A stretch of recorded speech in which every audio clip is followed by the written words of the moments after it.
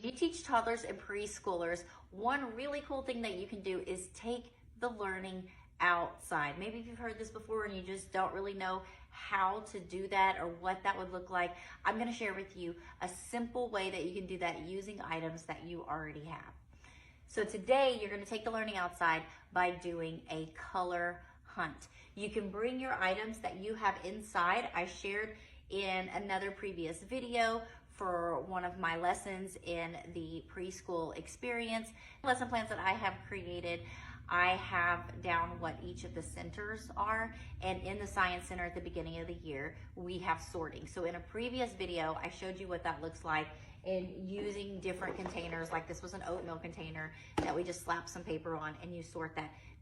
You sort the yellow things in this item. So you can take these containers outside before you unleash the kids to go play outside.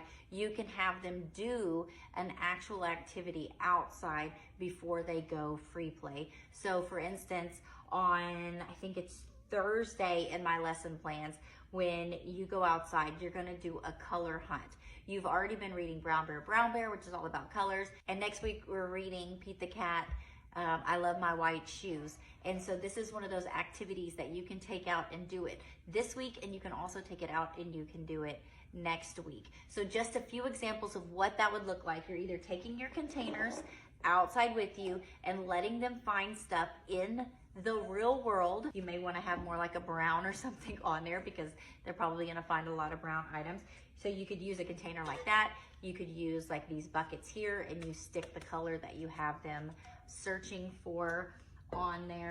You could use a clipboard and then just stick the color on there, and you have these flat on the ground with different colors. So as they go find those items, they can come and they can bring them and they can just place them on here. They don't have to tape them or glue them or anything. They're just placing those items on there.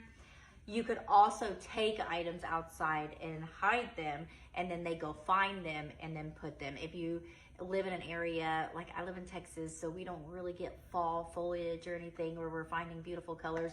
So you pretty much got brown and you got green, and that's it, brown, green, usually. And so those are the only things we're sorting. So you might want to actually take some items outside and hide, or you could do it in nature, or mix it up. This time you do it this way, next time you do it another way. Another really cool idea that you can use here, especially going with our book next week. And so I'll share this video in the curriculum on both of those.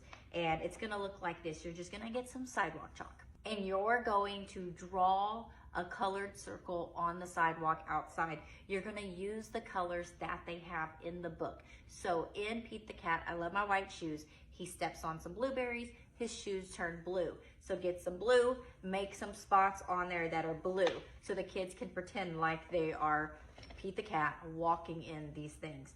Then you get your sidewalk chalk. This one's pink, you can't really tell right here. In the book, he steps on strawberries, his shoes turn red. So making that color, I mean, it's not red, but you know, close enough. And since sidewalk chalk doesn't come in brown, this is where you could really get creative and maybe use your yellow and talk with the kids. Okay, what could Pete step in that would turn his shoes yellow? And let them name some things that are yellow. What's something that Pete could step in that was orange, that would turn his shoes orange? What's something that he could step in that would turn his shoes green? So use what you got. Like, do not go on a hunt for brown sidewalk chalk. If anything, get you some mud and make a little brown section. But go with what you have, get creative, and use those things and get the kids using their imagination. And be sure to follow for more ways to enjoy early childhood.